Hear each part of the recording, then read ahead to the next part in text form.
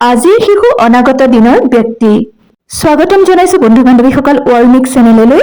চেনেলটোলৈ প্ৰথমবাৰ আহিছে যদি ছাবস্ক্ৰাইব কৰি লওক, বেল আইকনটো প্ৰেছ কৰি দিয়ক।